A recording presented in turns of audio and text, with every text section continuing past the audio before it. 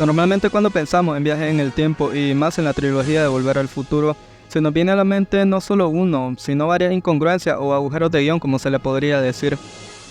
Y es que los viajes en el tiempo son un tema bastante complicado de tratar si no se cuida cada mínimo detalle que se presente en el transcurso de estos.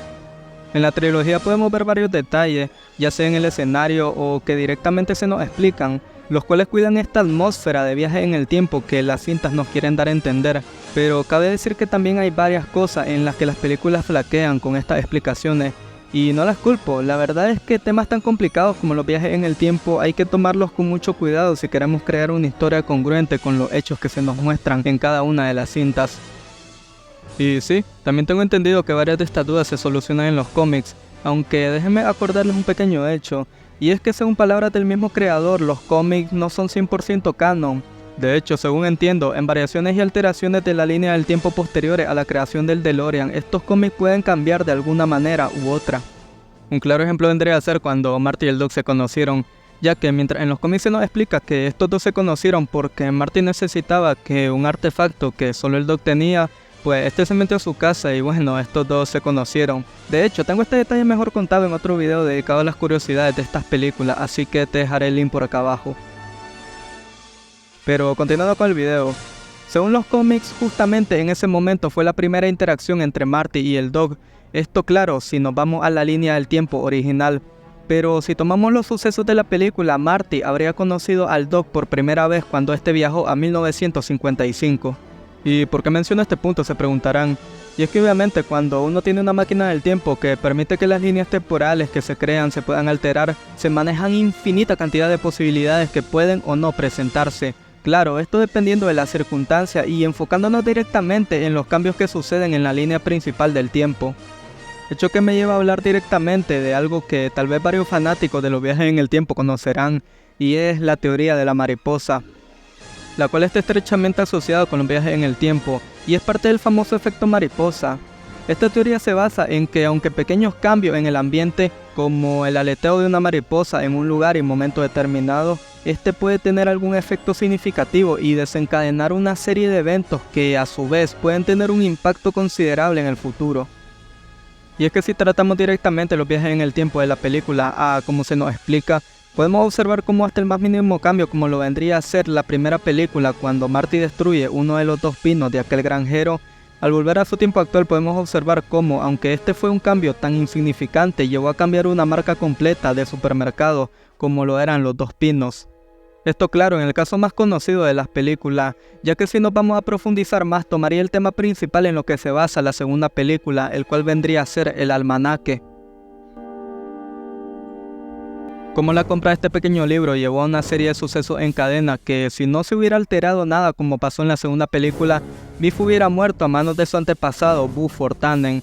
Y sí, aquí tomo de base directamente a los cómics, ya que esta variación de la línea del tiempo principal era lo que estaba planeado a suceder, cosa que si no hubieran pasado los hechos que observamos en la segunda película hubiera pasado este desenlace para Biff. Y ya metiéndome directamente en la línea principal del tiempo y todas sus variaciones que pudieron haber pasado que hacen que nuestros cerebros exploten de tantas cosas que ¿y si hubiera pasado esto? O si Marty y el Doc hubieran muerto en esta parte. ¿Y si Clara Clayton terminaba enamorándose de Marty y no del Doc? Pero y en serio, generalmente la línea aquí es una principal, la cual según los cambios que los viajeros vayan haciendo en distintas épocas, esta puede ir cambiando. Pero claro, si hablamos de viajes en el tiempo no podemos dejar de lado a los multiversos, los cuales se crean a partir del pensamiento de ¿y si Marty lo mataba a Biff? ¿O sucedía tal hecho que vemos en las películas? Generalmente varias cosas que pudieron haber pasado que gracias a los cómics más y más personas han salido en diferentes foros de la comunidad de Volver al Futuro a sacar cada nueva y loca teoría de estas películas.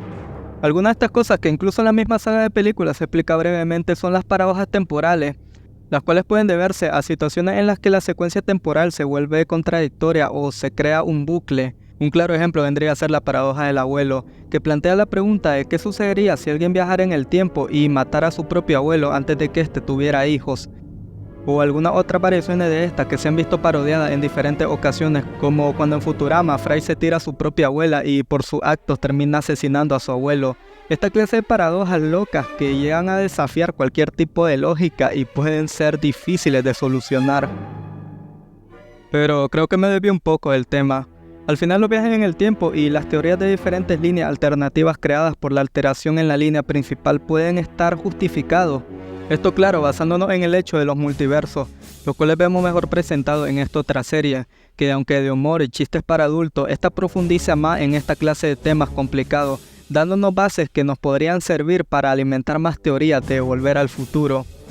Aparte, tenemos que entender que estas películas, siendo generalmente enfocadas a la ciencia ficción, se suelen presentar ciertos conceptos un tanto complejos de entender, aunque cada película puede tener su propia interpretación y específica para los viajes en el tiempo.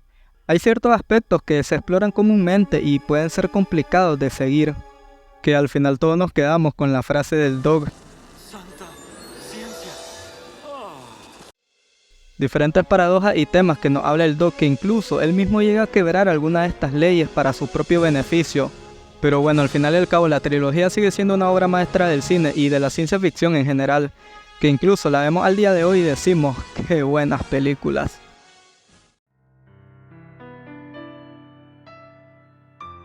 Y esto ha sido todo por el día de hoy. Si te ha gustado no olvides darle like y suscribirte a mi canal, donde subo análisis de cine, anime o videojuegos en general.